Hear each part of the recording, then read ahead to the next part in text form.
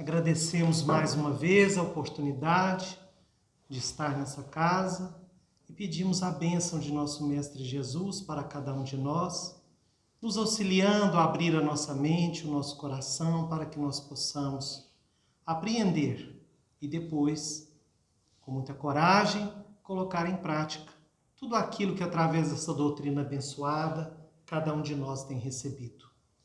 Foi-nos colocado falar hoje sobre o capítulo 28 do Evangelho segundo o Espiritismo, intitulado Coletânea de Preces Espíritas, nos itens 1, 2 e 3. O item 1 é o preâmbulo, que a nossa irmã leu antes de nós iniciarmos a gravação, e, portanto, nós vamos falar alguma coisa sobre ele também, que é o item 1, aonde Kardec vem fazer para nós quase que uma justificativa sobre o porquê desse capítulo. Ele inicia dizendo o seguinte: os espíritos hão dito sempre, a forma nada vale, o pensamento é tudo. Ore, pois, cada um segundo suas convicções e da maneira que mais o toque. Um bom pensamento vale mais do que um grande número de palavras, com as quais nada tenha o coração. Então aqui ele traz para nós inicialmente as afirmações dos espíritos com relação à maneira de orar. Depois ele diz assim: os espíritos jamais prescreveram qualquer fórmula absoluta de preces. Quando dão alguma, é apenas para fixar as ideias e, sobretudo, para chamar a atenção sobre certos princípios da doutrina espírita. Nós ficamos muito felizes de constatar que no estudo do Evangelho, que é feito sistematicamente, nessa casa, não foi pulado esse capítulo. Porque geralmente, na maioria das casas que nós já frequentamos ao longo desses 38 anos de doutrina que nós temos, esse capítulo quase nunca é lido, quase nunca é estudado, a não ser em círculos de estudo fechados, pequenos, mas não em reuniões públicas como essa. E nós ficamos muito felizes porque aqui nesse capítulo não contém somente orações sugeridas, ditadas pelos espíritos a Kardec. Tem também valiosas explicações no prefácio de cada oração. E nós vamos aí nesses prefácios de cada uma delas entender o porquê que os espíritos ditaram dessa ou daquela forma de acordo com o objetivo de cada uma delas. Então ele diz assim: fazem-no também com o fim de auxiliar os que sentem embaraço para externar suas ideias. Pois alguns há que não acreditam ter orado realmente desde que não formulassem seus pensamentos. Então não são todas as pessoas que têm a facilidade de fazer uma prece espontânea com as suas próprias palavras. E tem determinadas situações em que nós precisamos saber canalizar os nossos sentimentos com as palavras apropriadas, principalmente quando nós somos convidados a fazer uma prece em voz alta, estando em conjunto com outras pessoas. Então, naquele momento, nós estamos sendo convidados a ser o porta-voz, a conduzir os sentimentos daquela assembleia que está conosco, dirigindo o pensamento para um rumo definido. Então essas preces auxiliam nesse sentido. Cada palavra deve ter um alcance próprio. Cada palavra deve ter um alcance próprio. Despertar uma ideia, pôr em vibração uma fibra da alma. Então, a palavra tem que tocar. E essa prece, ela precisa de ser clara, simples, objetiva, sem muitas frases, palavras rebuscadas, bonitas demais, e que aquela comunidade que está ali presente às vezes não vai entender, não vai compreender aquela palavra. Então não precisa de ter muito luxo, né, nessas frases, nessas palavras. Porque ele diz que esses luxos serão como adornos de lantejoula numa roupa. Então aqui, ele fala para nós que somente sob essa condição de clareza, de concisão, de objetividade, a prece pode alcançar o seu objetivo. De outro modo, não passa de ruído. Olha que coisa. Não passa de um ruído da nossa boca. Entretanto, ele vem dizer para nós, aí ele já faz um alerta.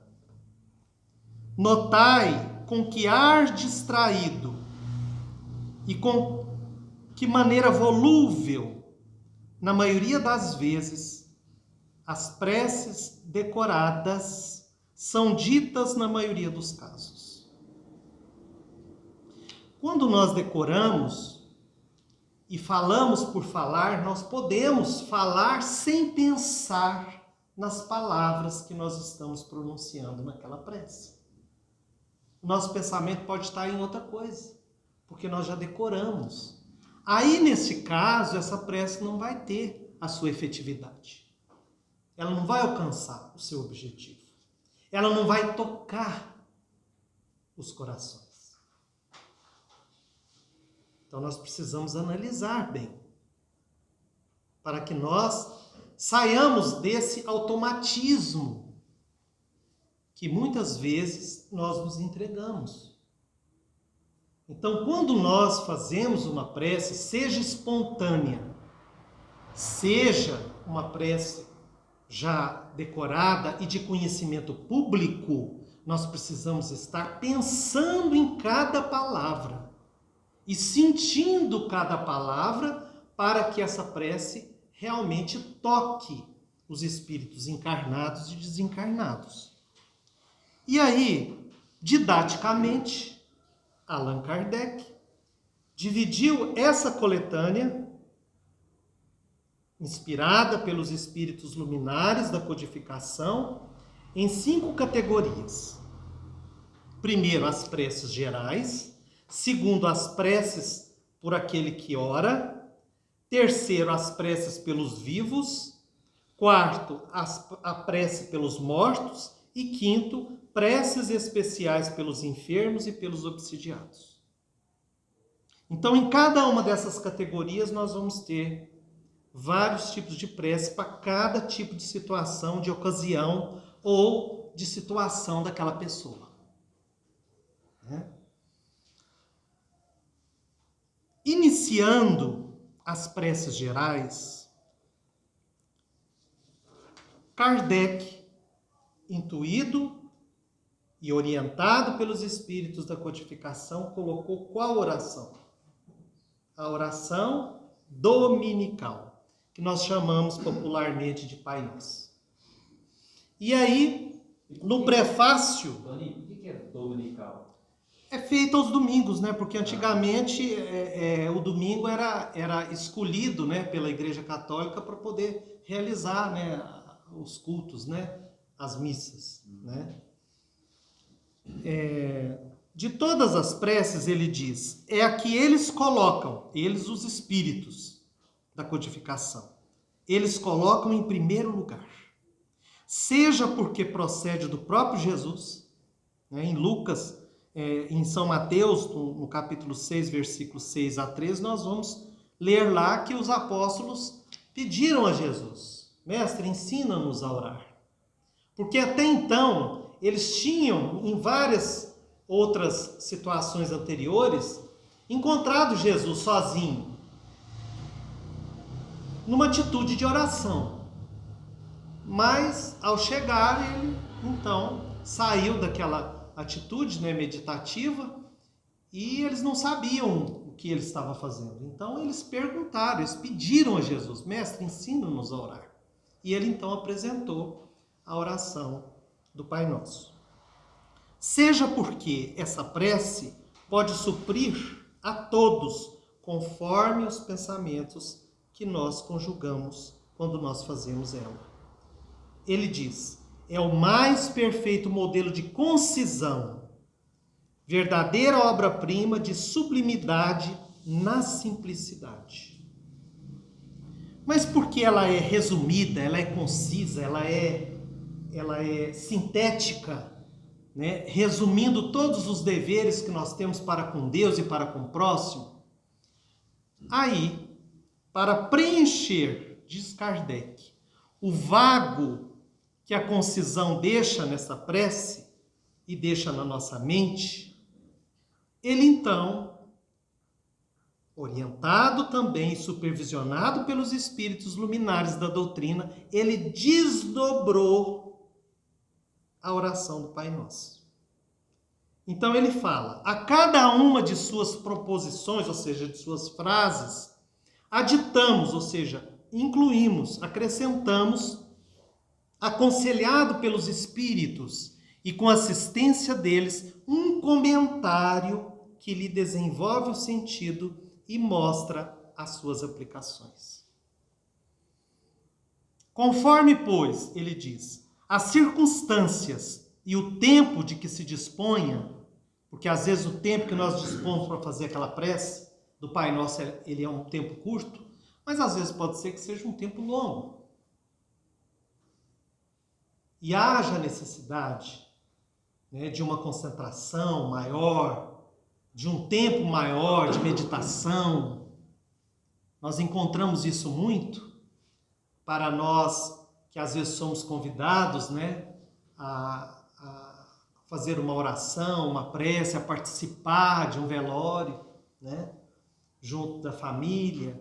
Temos que passar a noite ali. É muito adequado nós fazermos juntos, sentados, bem acomodados, né, no correr da noite, essa prece do Pai Nosso com esses comentários adicionais de Kardec.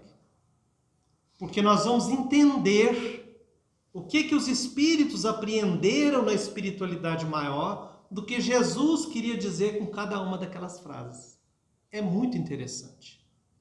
Nós não vamos, faz parte do item 3, que foi dado a nosso comentário, nós não vamos entrar nesse detalhe, porque é longo. Tem frase lá que são 20 linhas, uma frase, o comentário. Então nós vamos deixar para a curiosidade de vocês, né? Em casa, vamos pegar o Evangelho, no momento em que nós tenhamos aquele tempo, que nós possamos dedicar aquele tempo, e vamos ler a primeira frase, vamos ler o comentário e assim por diante, até nós chegarmos ao final, e vamos meditar qual que é a relação daquilo que Kardec, orientado pelos espíritos, desdobrou em relação àquela frase sintética que Jesus entregou para nós, para que nós pudéssemos aprender a sintonizar com o Pai. Com o Pai, que é nosso Deus, que é nosso Criador, e que ainda hoje nós sentimos essa dificuldade. Para preencher o nosso tempo, nós resolvemos trazer, já que é fácil para nós, né? Todos nós temos o Evangelho, aquele que não tem o celular pode baixar, né? Seja no site da Bíblia do Caminho, seja na Kardecpédia, né? É só colocar lá Evangelho segundo o Espiritismo, o Google nos traz o Evangelho inteiro, né? Dividido em capítulos, e nós podemos selecionar e ler, ou baixar em PDF. Nós queríamos trazer para vocês uma experiência pessoal nossa com relação à prece do Pai Nosso. Nós sempre, desde quando nós iniciamos mais ativamente no Espiritismo, como nós dizemos há 38 anos atrás, nós sempre tivemos um respeito muito grande pela oração do Pai Nosso.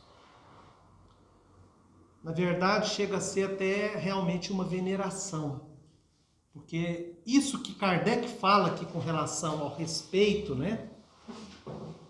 A gratidão dos espíritos superiores, nós também intuitivamente sentíamos.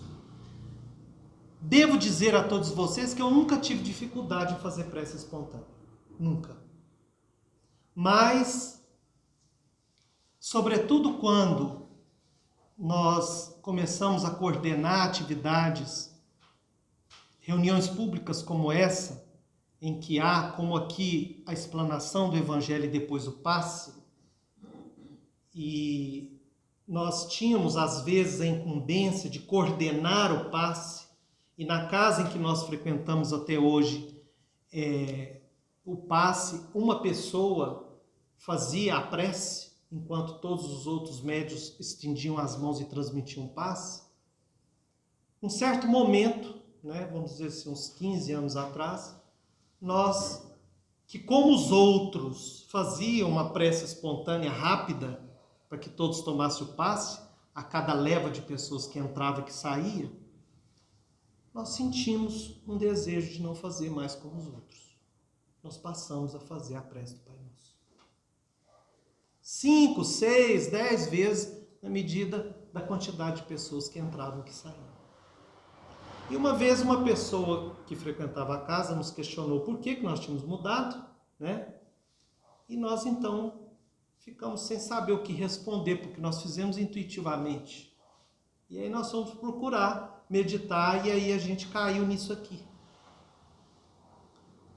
Nós sentimos que quando a gente fazia a prece espontânea, a pessoa que estava sentada para receber o passe, ela não ia saber o que nós íamos falar. Muitas das vezes ela estava indo ali a primeira vez. E com o tempo a gente passava também a decorar aquilo ali. E a repetir a mesma coisa. E por que não o Pai Nosso? Que é muito mais sublime. E que todos conhecem. E que os pensamentos iriam ficar todos uniformizados, porque todos iam fazer. Lógico, eles em silêncio, e só aquela pessoa, não todos os médios, os outros médios também fazendo em silêncio. Então nós percebemos uma forma mais efetiva, mais harmoniosa, de todos ali estarem com seus pensamentos alinhados, na mesma sintonia, na mesma ligação com quem? Com Jesus. Porque quando a gente faz o Pai Nosso, ou escuta o Pai Nosso, de quem que a gente lembra? De Jesus, de Deus. Porque foi Jesus que nos apresentou. E quem é Jesus? O caminho, a verdade e a vida. Então, realmente não pode existir uma oração, se nós assim podemos dizer, mais poderosa. Não poderosa porque a estamos declamando, mas porque nós estamos despertando em nós e despertando nos outros aquilo que tudo pode haver de melhor. Porque nasce de quem? De nosso Senhor Jesus Cristo. Por que nós falamos dessa forma? Nosso querido irmão Chico Xavier, ele nunca alguém ouviu sair da boca dele Jesus, ou Cristo. Ele sempre falava nosso Senhor Jesus Cristo. Porque ele sentia no seu espírito Jesus como seu Senhor e ele como seu servidor. Por que Jesus Cristo? Porque Jesus foi uma personalidade aqui na Terra, assim como hoje eu estou Antônio. E Cristo é uma categoria de espírito puro, co-criador. Então aí nós vemos como que é diferente. Como que nós subimos de patamar. E aí, nós encontramos no livro Mecanismo da Mediunidade, de André Luiz, sobre a oração. André Luiz, através de Chico Xavier e Valdo Vieira, porque esse livro foi psicografado pelos dois, vem falar para nós sobre a grandeza da oração.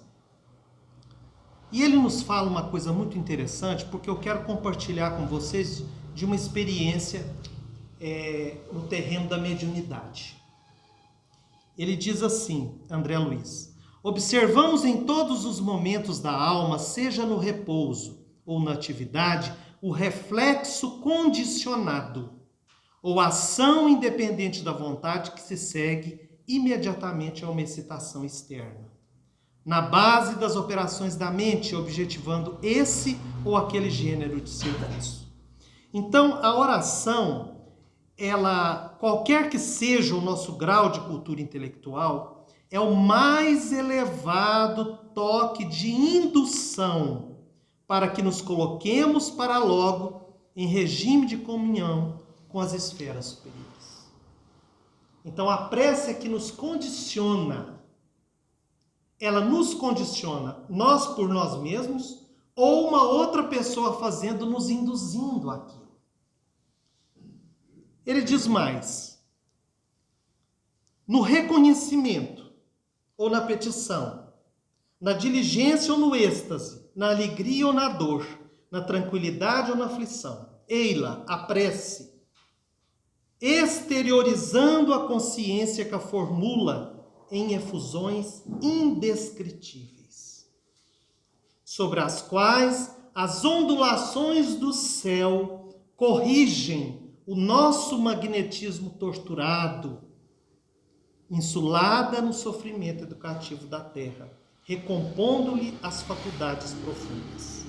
A mente centralizada na oração pode ser comparada a uma flor estelar, aberta ante o infinito, absorvendo-lhe o orvalho nutriente de vida e luz. Aqui ele está falando da prece de uma forma geral. Desde quando a providência divina me permitiu fazer parte da doutrina espírita, dentro de uma casa espírita aqui em Uberaba, há 38 anos, eu fui colocado a fazer isso que eu estou fazendo aqui. A falar em público. Mas também a participar de reuniões mediúnicas. E a conversar com os espíritos através dos médiuns, ditos falantes ou de incorporação. E ao longo desses anos, muita coisa nós aprendemos com eles. Muitas coisas nós pudemos confirmar, alicerçando a nossa fé para que ela fosse raciocinada. Porque eles nos trazem as suas dores. O que aconteceu com eles aqui e o que aconteceu com eles depois que abriram os olhos como espíritos desencarnados. Mas de 15 anos para cá, nós notamos uma mudança nessas comunicações, em que não vinham apenas espíritos carregando consigo mágoas, ódios, traumas, conflitos familiares. Começaram a se comunicar também espíritos que, na sua última encarnação, eles eram deficientes. Deficientes mentais, deficientes físicos. De forma que o médium, quando dava passividade, ficava todo torto, mesmo sentado na mesa. Sabíamos que a passividade dentro da doutrina espírita, ela não pode ser completa, mas a gente percebia que realmente aquele espírito não tinha perispiritualmente condições nem de falar, nem de conversar.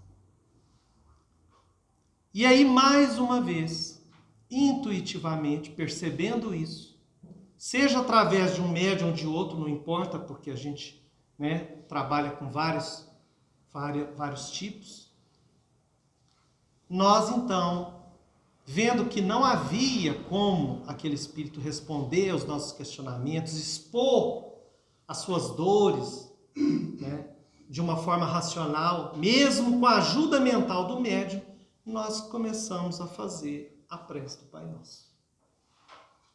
E a gente percebeu que esse não era um costume comum, que os outros chamados doutrinadores, né, não tinham esse costume, faziam as preces espontâneas. Mas nós começamos a observar que quando nós fazíamos a prece do Pai Nosso, o Espírito se aquietava mais rápido, se asserenava. Geralmente entrava no estado de sonolência. Mesmo aqueles que chegavam desesperados, gumulando, sem ter possibilidade de falar. E aí, nós tivemos oportunidade de constatar isso, sobretudo nessa pandemia, nesse ano. E, de uma forma específica, nesse ano, teve, através de uma médium, veio 3 espíritos do mesmo jeito, em sequência. De forma que quando ela percebeu o primeiro, ela já virou e falou. Ela falou. Falou assim, nossa, tem vários espíritos aqui, eu não sei quantos que vão comunicar, mas eles não têm condição de conversar. Muita prece, meus irmãos, muita oração para eles. Veio primeiro, nós fizemos a prece, ele logo se acalmou, cada um com uma deficiência diferente, sem possibilidade nenhuma de falar. Nós podemos perguntar assim, mas por que isso? De que adianta?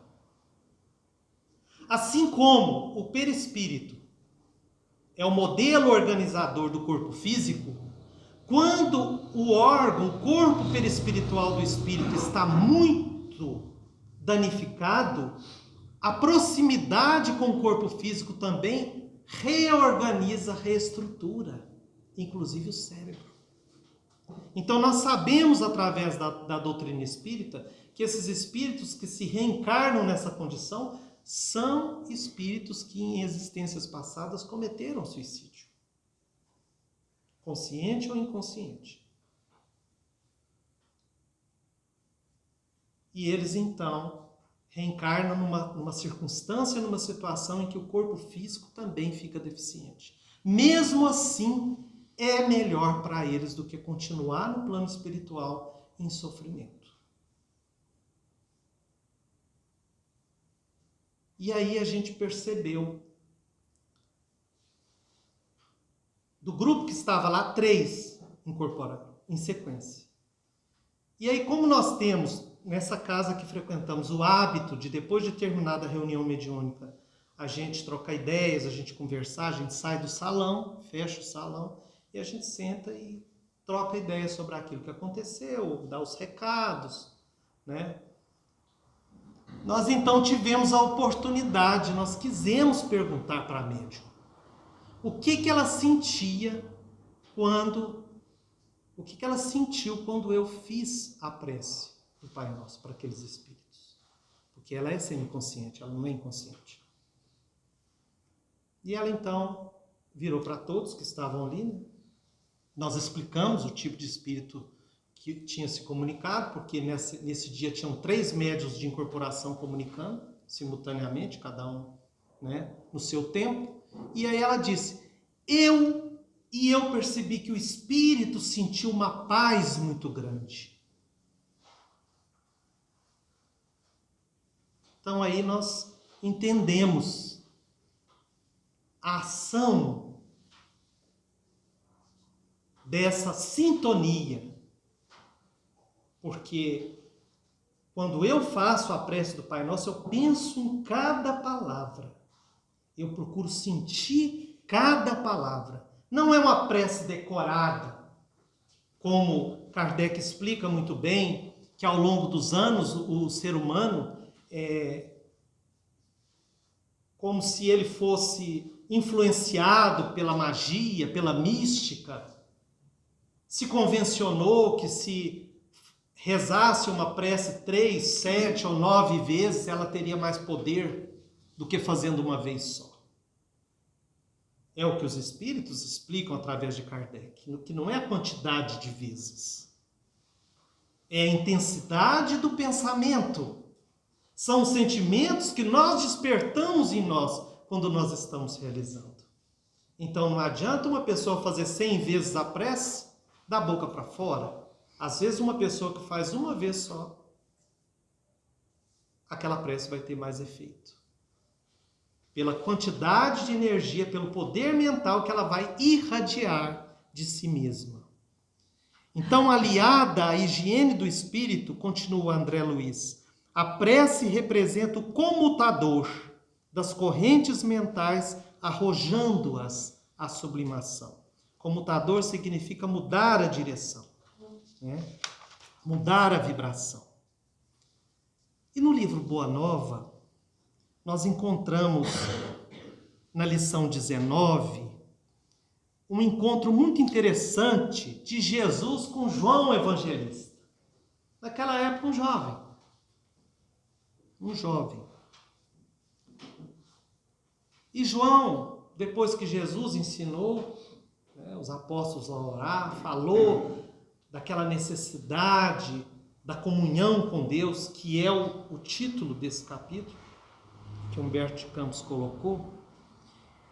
Ele procura um amigo que participava dos rituais dos essênios, para poder perguntar para ele como que eles faziam, como que os essênios faziam. Ele estava assim como os outros apóstolos, tá?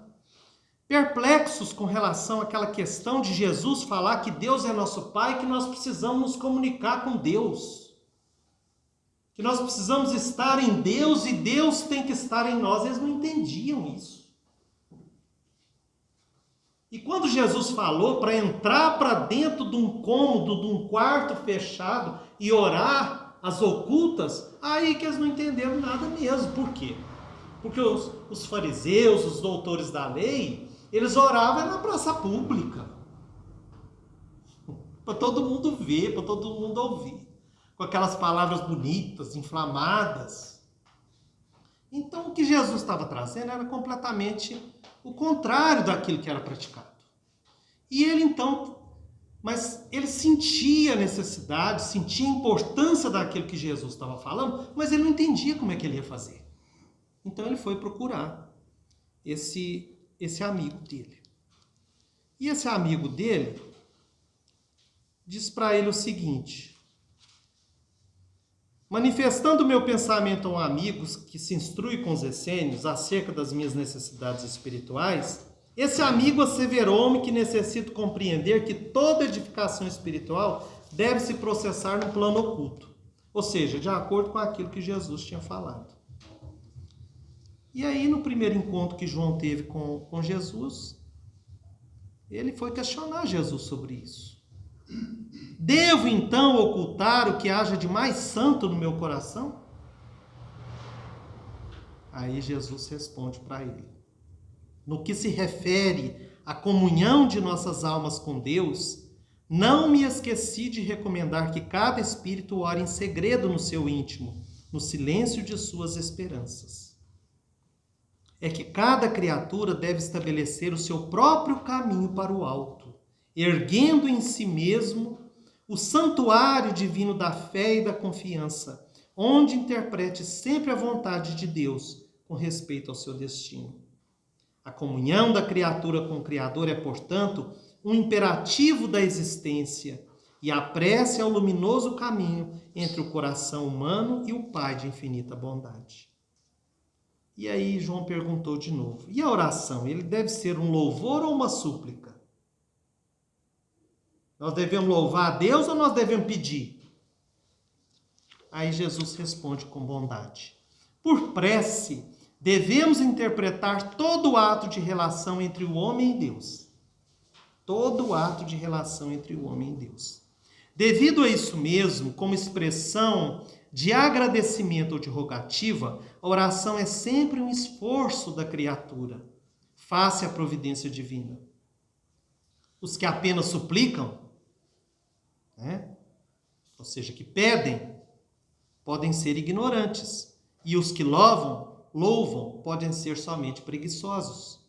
Todo aquele, porém, que trabalha pelo bem com as mãos e com o seu pensamento, esse é o filho que aprendeu a orar, na exaltação ou na rogativa, porque em todas as circunstâncias será fiel a Deus, consciente de que a vontade do Pai é mais justa e sábia do que a sua própria. Então, além de louvar e agradecer, ou pedir, Jesus nos ensina a comunhão, a ligação com Deus, através do trabalho, com alegria, com simplicidade, com boa vontade. O trabalho, pensando no bem, fazendo bem, é uma oração por si só. É uma oração por si só. Então, quando nós oramos, se nós não temos a confiança necessária em nós mesmos, busquemos a Jesus.